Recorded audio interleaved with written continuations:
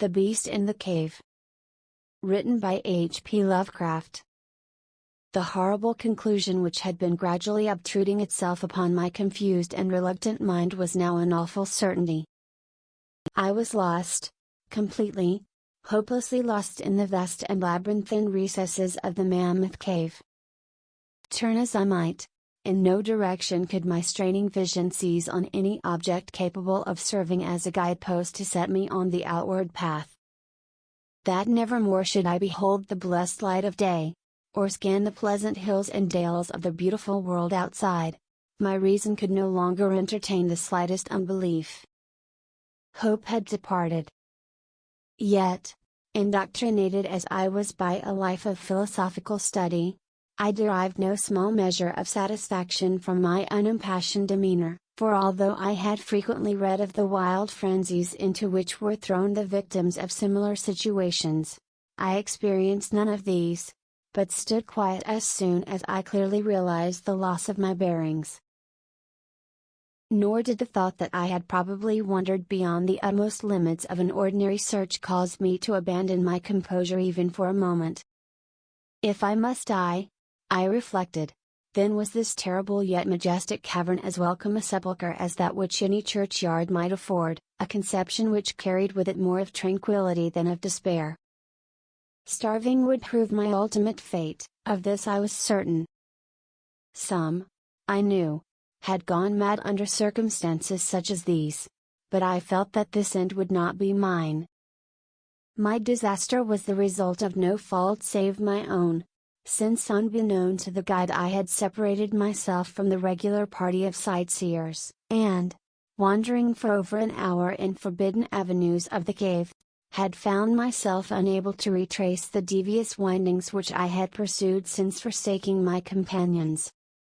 Already my torch had begun to expire, soon I would be enveloped by the total and almost palpable blackness of the bowels of the earth. As I stood in the waning, unsteady light, I idly wondered over the exact circumstances of my coming end. I remembered the accounts which I had heard of the colony of consumptives, who, taking their residence in this gigantic grotto to find health from the apparently salubrious air of the underground world, with its steady, uniform temperature, pure air, and peaceful quiet, had found, instead, death in strange and ghastly form. I had seen the sad remains of their ill-made cottages as I passed them by with the party, and had wondered what unnatural influence a long sojourn in this immense and silent cavern would exert upon one as healthy and as vigorous as I. Now, I grimly told myself, my opportunity for settling this point had arrived, provided that want of food should not bring me too speedy a departure from this life.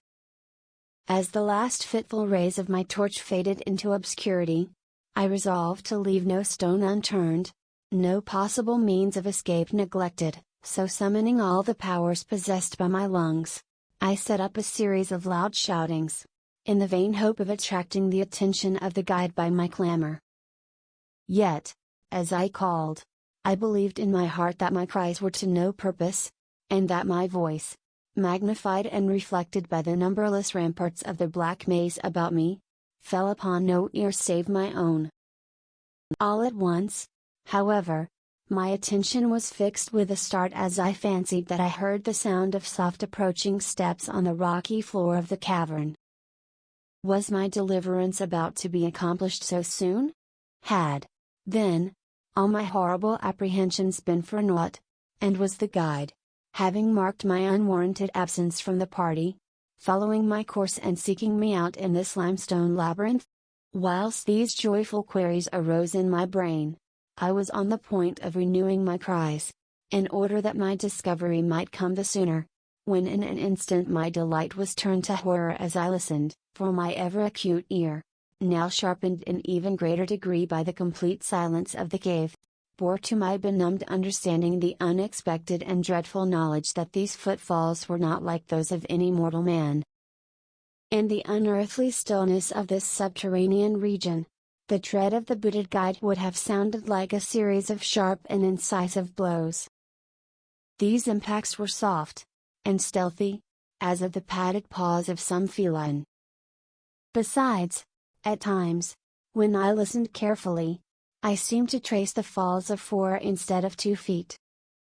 I was now convinced that I had by my cries aroused and attracted some wild beast, perhaps a mountain lion which had accidentally strayed within the cave. Perhaps, I considered, the Almighty had chosen for me a swifter and more merciful death than that of hunger. Yet the instinct of self-preservation, never wholly dormant, was stirred in my breast, and though escape from the oncoming peril might but spare me for a sterner and more lingering end, I determined nevertheless to part with my life at as high a price as I could command. Strange as it may seem, my mind conceived of no intent on the part of the visitor save that of hostility. Accordingly, I became very quiet, in the hope that the unknown beast would, in the absence of a guiding sound, lose its direction as had I, and thus pass me by. But this hope was not destined for realization, for the strange footfalls steadily advanced, the animal evidently having obtained my scent, which in an atmosphere so absolutely free from all distracting influences as is that of the cave, could doubtless be followed at great distance. Seeing therefore that I must be armed for defense against an uncanny and unseen attack in the dark, I grouped about me the largest of the fragments of rock which were strewn upon all parts of the floor of the cavern in the vicinity, and, grasping one in each hand for immediate use, awaited with resignation the inevitable result. Meanwhile the hideous pattering of the paws drew near.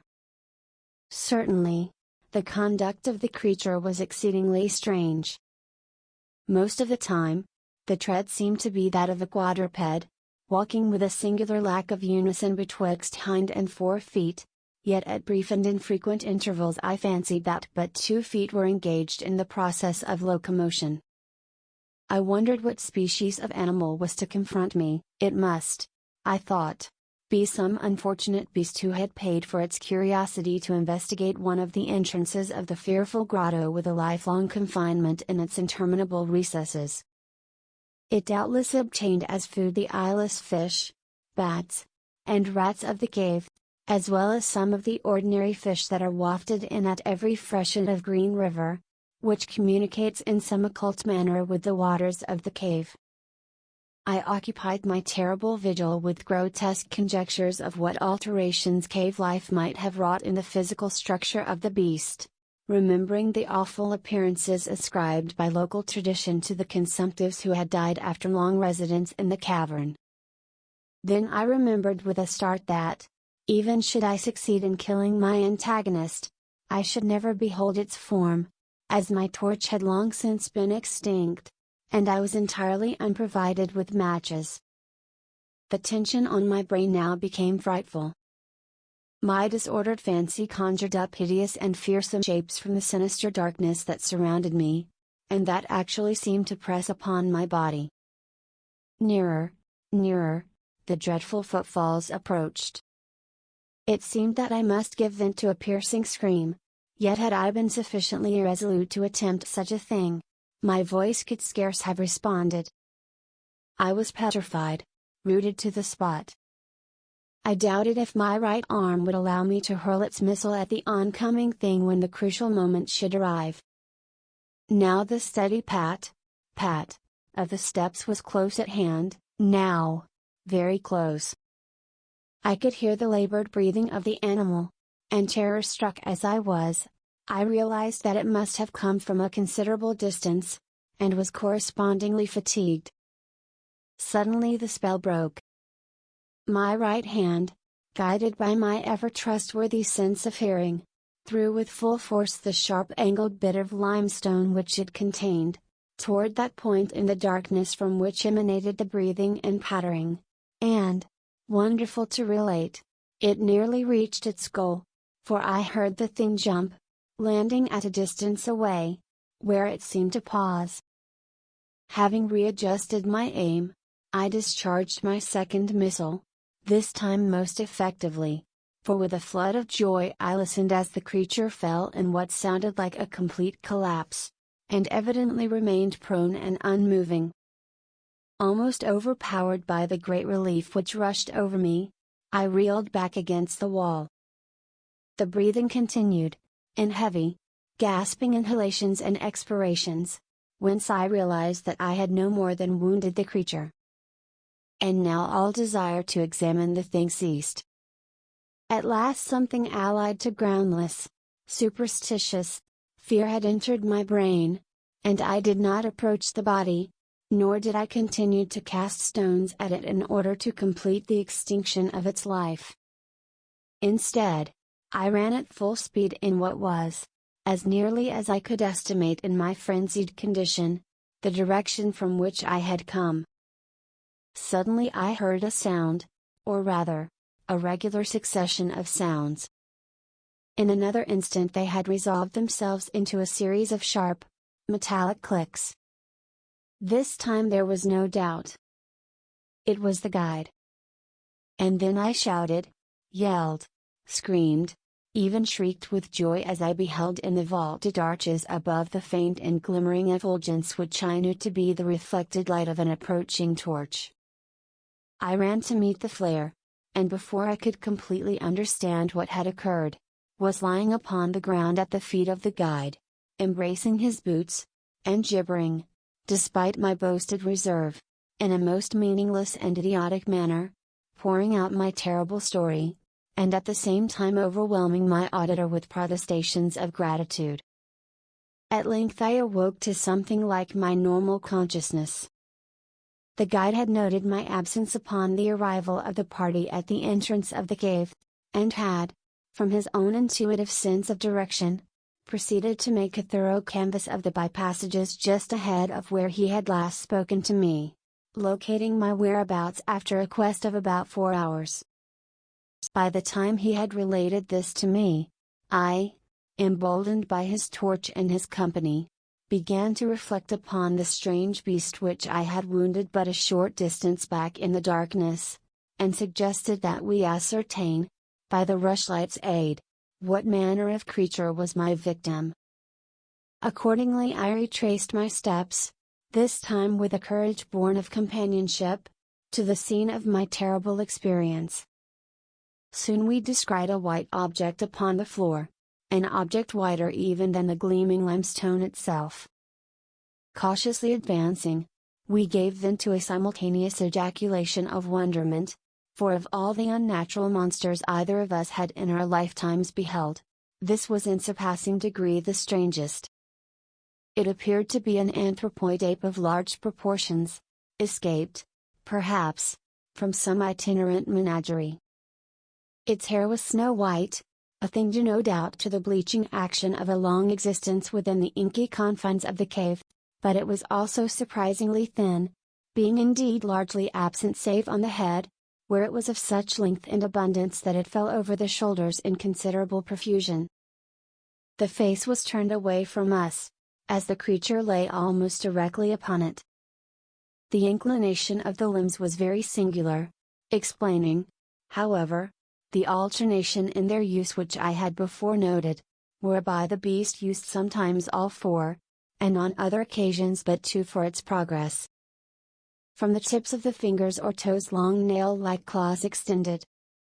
The hands or feet were not prehensile, a fact that I ascribed to that long residence in the cave which, as I before mentioned, seemed evident from the all-pervading and almost unearthly whiteness so characteristic of the whole anatomy. No tail seemed to be present. The respiration had now grown very feeble, and the guide had drawn his pistol with the evident intent of dispatching the creature, when a sudden sound emitted by the latter caused the weapon to fall unused. The sound was of a nature difficult to describe.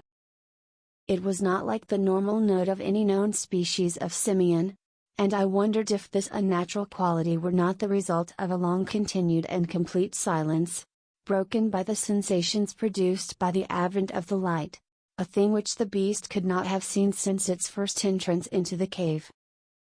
The sound, which I might feebly attempt to classify as a kind of deep-toned chattering, was faintly continued. All at once a fleeting spasm of energy seemed to pass through the frame of the beast. The paws went through a convulsive motion, and the limbs contracted. With a jerk, the white body rolled over so that its face was turned in our direction. For a moment I was so struck with horror at the eyes thus revealed that I noted nothing else. They were black, those eyes, deep, jetty black, in hideous contrast to the snow-white hair and flesh. Like those of other cave denizens, they were deeply sunken in their orbits, and were entirely destitute of iris.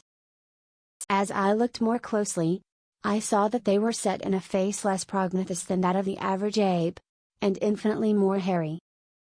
The nose was quite distinct. As we gazed upon the uncanny sight presented to our vision, the thick lips opened, and several sounds issued from them, after which the thing relaxed in death. The guide clutched my coat sleeve and trembled so violently that the light shook fitfully, casting weird, moving shadows on the walls about us. I made no motion, but stood rigidly still, my horrified eyes fixed upon the floor ahead. Then fear left, and wonder, awe, compassion, and reverence succeeded in its place, for the sounds uttered by the stricken figure that lay stretched out on the limestone had told us the awesome truth.